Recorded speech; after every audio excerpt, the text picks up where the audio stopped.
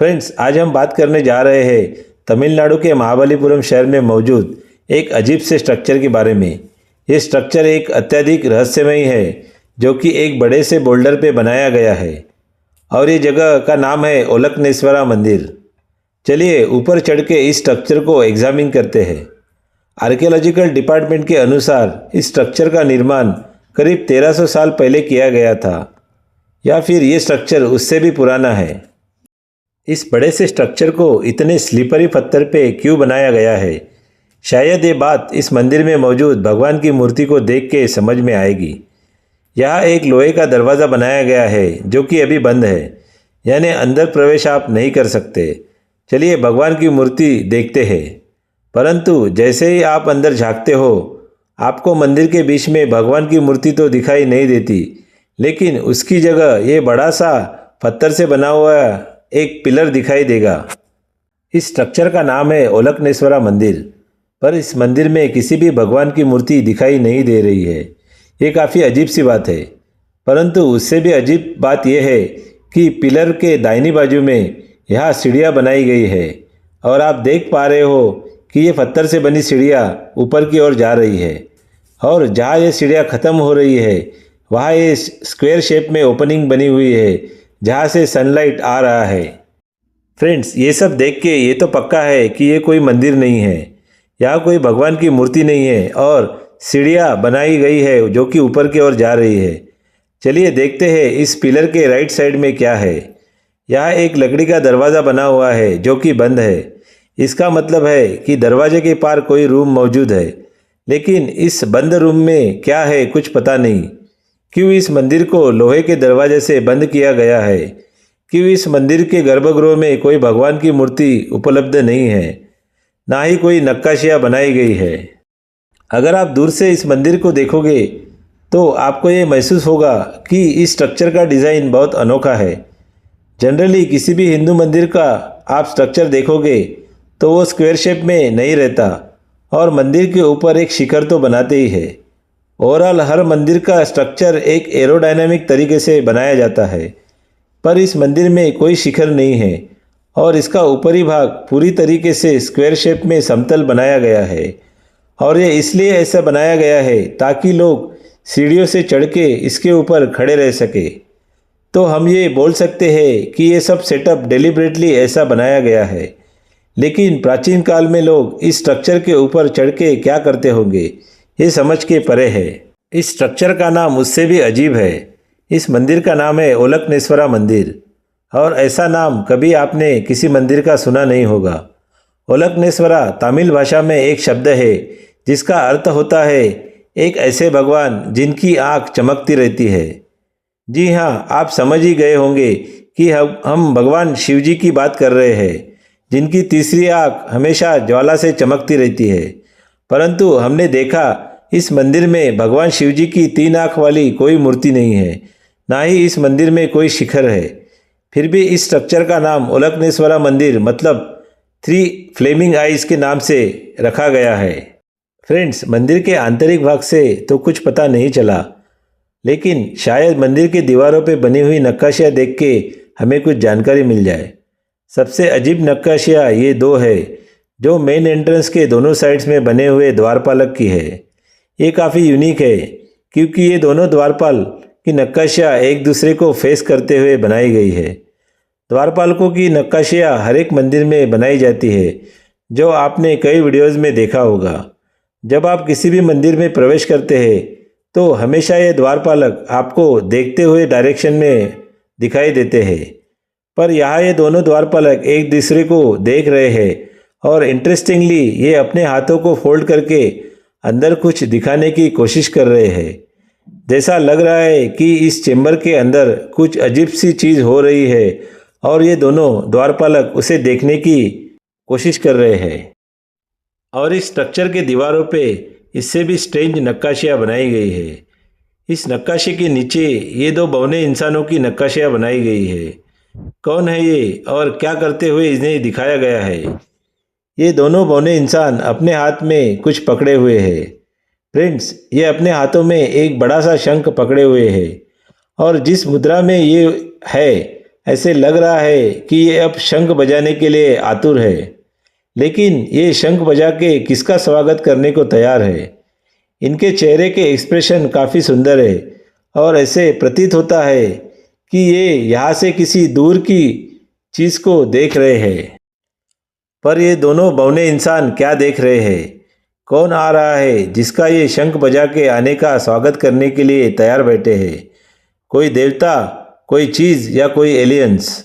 ऐसी नक्काशियाँ यहाँ और जगह भी बनाई गई है और इनके ऊपर यहाँ बड़े से किसी व्यक्ति की नक्काशी दिखाई दे रही है।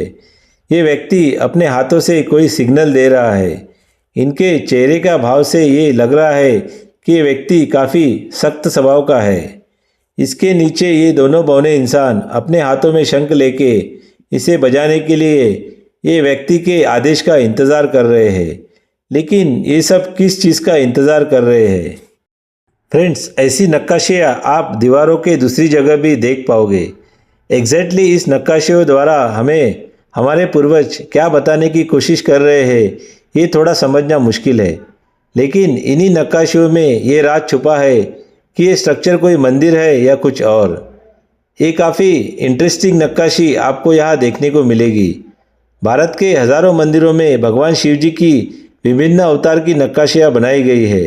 लेकिन इस नक्काशी में भगवान शिव जी का जो अवतार दिखाया गया है, ये बहुत कम लोग जानते हैं।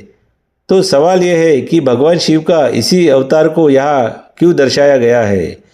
जैसे आपको पता है, भारत के प्राचीन मंदिरों में बनाई गई हर एक नक्काशी का कुछ खास महत्व रहता है और इनसे हमें काफ़ी ज्ञान प्राप्त होता है। इस नक्काशी में भगवान शिव जी हमें एक पर्टिकुलर डायरेक्शन दिखा रहे हैं।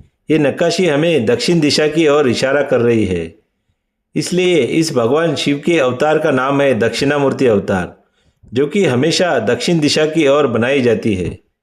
चलिए इस स्ट्रक्चर के एग्जैक्टली अपोजिट डायरेक्शन में जाके देखते हैं कि कौन सी नक्काशी वहाँ बनाई गई है। ये काफ़ी विलक्षण सुंदर नक्काशी यहाँ बनाई गई है। इस नक्काशी में रावण कैलाश पर्वत को उठाने की कोशिश कर रहा है और कैलाश पर्वत पे भगवान शिव और माता पार्वती विराजमान हैं। लेकिन ऐसा क्या खास है इस नक्काशी में? इस नक्काशी को इस स्ट्रक्चर के उत्तर दिशा की दीवार पे बनाया गया है। कैलाश पर्वत इस स्ट्रक्चर के एग्जैक्टली उत्तर दिशा में है।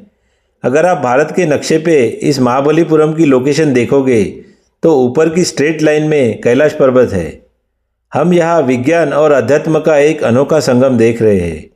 ये दोनों नक्काशियाँ भगवान शिव जी की है, पर इन्हें दिशा दर्शक के रूप में यहाँ क्यों बनाया गया है?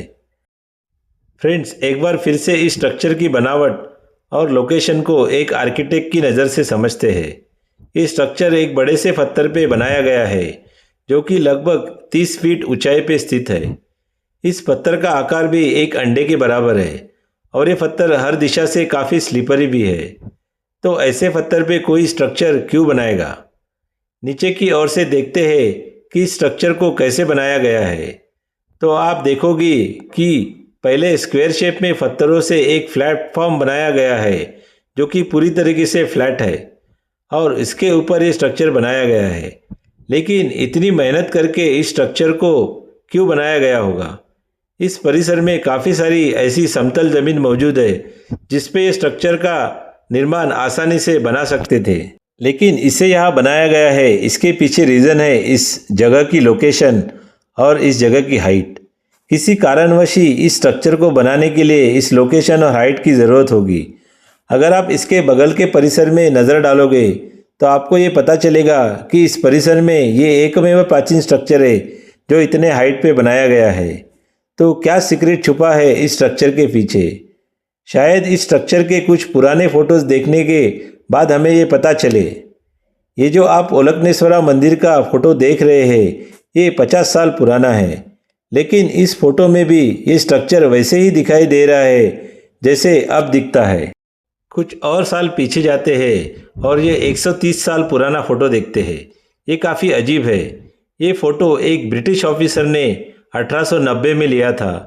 इस फ़ोटो में आप देख सकते हैं कि स्ट्रक्चर के ऊपर आपको एक डोम या गुंबद रूपी एक स्ट्रक्चर मौजूद है, जो कि आज के डेट में मिसिंग है।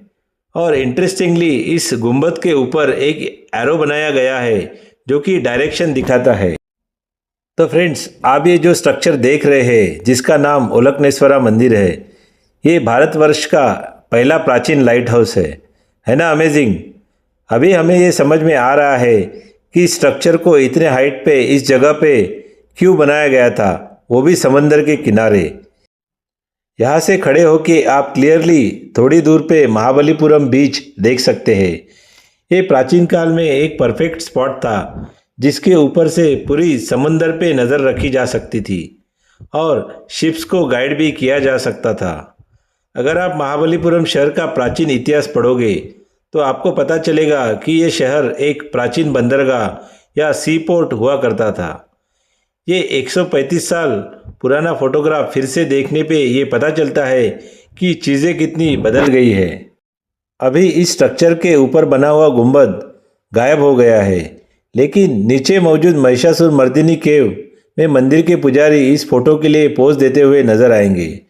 फ्रेंड्स, काफ़ी लोगों को लगता है कि महाबलीपुरम के प्राचीन स्मारक काफ़ी सालों तक ऐसे ही पड़े थे और कोई भी यहाँ आके पूजा अर्चना नहीं करते थे और 100 साल पहले ही इन्हें आर्कियोलॉजिकल डिपार्टमेंट ने अपने कब्जे में लिया था। लेकिन ऐसा नहीं है। बाकी कई मंदिरों की तरह इस मंदिर में भी 1200 साल तक पूजा अर्चना हुआ करती थी और इसके ऊपर बनाए स्ट्रक्चर भी 1200 साल तक एक लाइट हाउस की तरह काम किया करता था। अब हमें ये पता लग गया है कि क्यों इस स्ट्रक्चर को इतने हाइट पे इस बड़े से पत्थर पे बनाया गया था।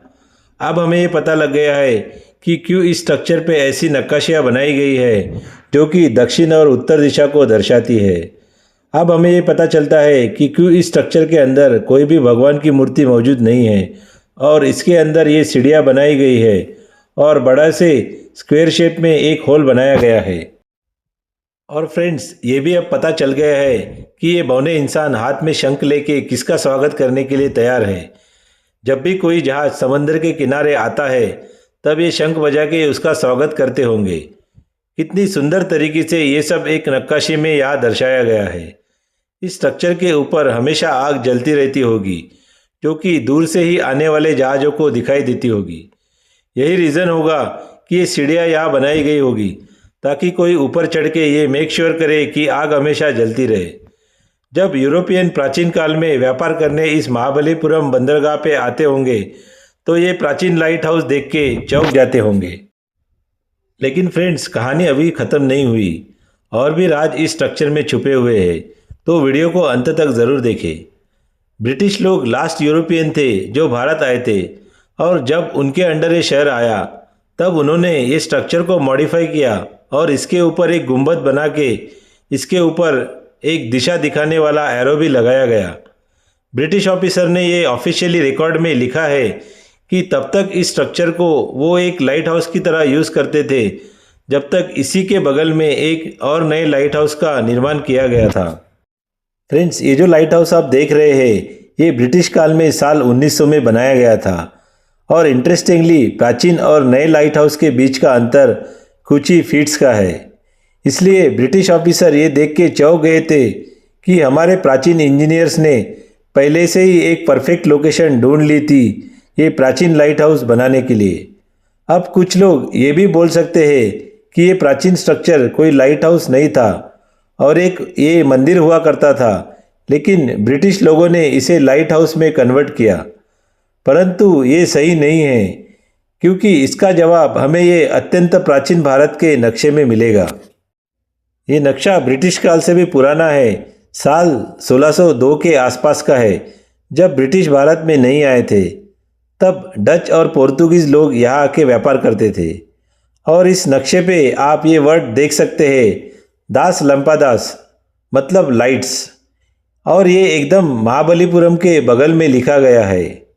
इस नक्शे से ये सिद्ध होता है कि ब्रिटिश आने के पहले से ये स्ट्रक्चर एक लाइट हाउस की तरह काम करता था जहाज़ों को दिशा दिखाने के लिए। वैसे भी जैसे हमने पिछले वीडियो में बताया था, मार्को पोलो जो कि एक यूरोपियन ट्रैवलर थे, जब वो महाबलीपुरम पहली बार आए थे तब उन्होंने समंदर के किनारे मौजूद मंदिर को देख के इस जगह को 7 पगोडास का नाम दिया था। इससे ये साबित होता है कि महाबलीपुरम एक प्राचीन बंदरगाह था और ये स्ट्रक्चर तब से एक लाइट हाउस की तरह उपयोग किया जाता था। परंतु ये अब भी समझ के परे है कि इस जगह का नाम उल्कनेश्वरा क्यों रखा गया था। इस शब्द का अर्थ होता है 3 फ्लेमिंग आइज, यानी 3 जलती हुई आंखें। परंतु इस स्ट्रक्चर में 3 फ्लेमिंग आइज कहाँ है? फ्रेंड्स, अगर हम मान के भी चले कि इस स्ट्रक्चर के ऊपर जलती हुई आग को एक आग समझ ले, फिर भी बाकी 2 जलती हुई आंखें कहाँ है? इस मंदिर परिसर को ठीक से एग्जामिन करके ये शायद रहस्य खुल जाए। अगर आप इस स्ट्रक्चर के पास खड़े होके समुंदर के किनारे को देखते हैं तो दाएं बाजू के पत्थर पे एक नज़र डालोगे तो आपको ये कुछ स्ट्रेंज पैटर्न दिखाई देगा। ये इस प्राचीन लाइट हाउस से सिर्फ 100 फीट दूरी पे बनाया गया है। यहाँ एक स्क्वायर शेप में कुछ बनाया गया है, मानो किसी चीज़ का ये बेस लग रहा है। कुछ लोग बोलेंगे कि ये एक अनफिनिश प्राचीन नक्काशी है जिसका कोई अर्थ नहीं है, लेकिन इसे गौर से देखने के बाद ये पता चलेगा कि इसके हर एक कोने पे ये लोहे की एक कील पत्थर में डाले गए हैं। पर ऐसा यहाँ क्यों किया गया होगा? इसे देख के ऐसा लग रहा है कि 1300 साल पहले इस जगह पे कोई स्ट्रक्चर मौजूद होगा।